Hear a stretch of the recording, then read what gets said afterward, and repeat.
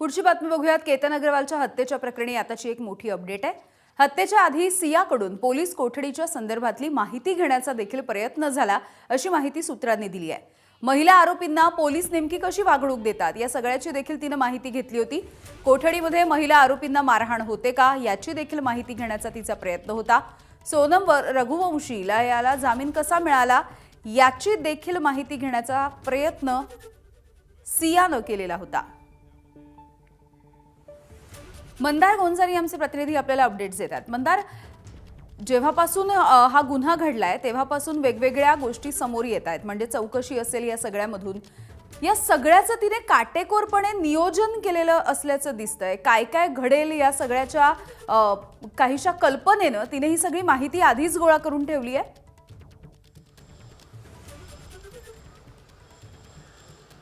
एक 20 वर्षांची मुलगी किती गुन्हेगारी स्वरूपाचा विचार करू शकते हे सियाच्या तपासातून समोर येते। पोलिसांनी जेव्हा या सियाची चौकशी सुरू केली तेव्हा ज्या अनेक गोष्टी समोर आल्या त्यापैकी या गोष्टी अतिशय धक्कादायक आहेत। या गोष्टी हेच सांगतात की अशा प्रकारे हत्या केल्यानंतर जेव्हा पोलीस आपल्याला अटक करतील तेव्हा आपल्यासोबत काय घडू शकतं याचा विचार सियाने केला होता। महिला आरोपींना पोलिसांनी अटक केल्यानंतर पोलीस कोठडीमध्ये त्यांना मारहाण होते का याची माहिती तिनं मिळवली होती।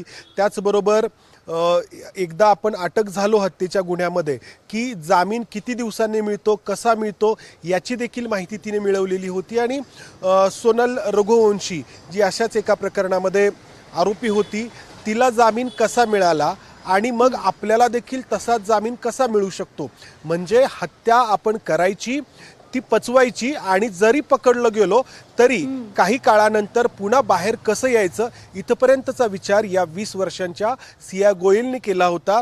हे अतिशय गंभीर आहे।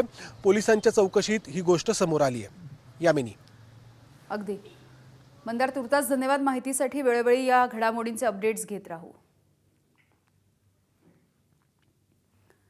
तर याच केतन अग्रवालच्या हत्येच्या प्रकरणामध्ये अत्यंत सनसनाटी अशी माहिती उघड येते।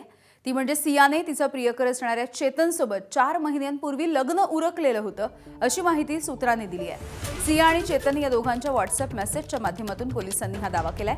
आरोपींच्या 6 ते 7 महिन्यांच्या चॅटिंगची सखोल पडताळणी देखील सुरू आहे। 4 महिन्यांपूर्वीच दोघा जणांनी गुपचूपपणे लग्न केल्याची माहिती पोलिसांकडे आहे। केतनशी लग्न ठरल्याच्या नंतर सियानं आधी चेतन हा जो तिचा प्रियकर आहे त्याच्यासोबत हे लग्न उरकलं होतं। वेगवेगळे पॉडकास्ट, वेब सिरीज देखील बघून सियानं गुन्ह्याची तालीमच केली होती। चाकू किंवा शस्त्र न वापरता हत्या करण्यासाठी दोघांनी रिसर्च केला होता। वेगवेगळ्या राज्यामध्ये घडलेल्या गुन्ह्यांचा देखील या दोघा जणांनी अभ्यास केला अशी माहिती आहे।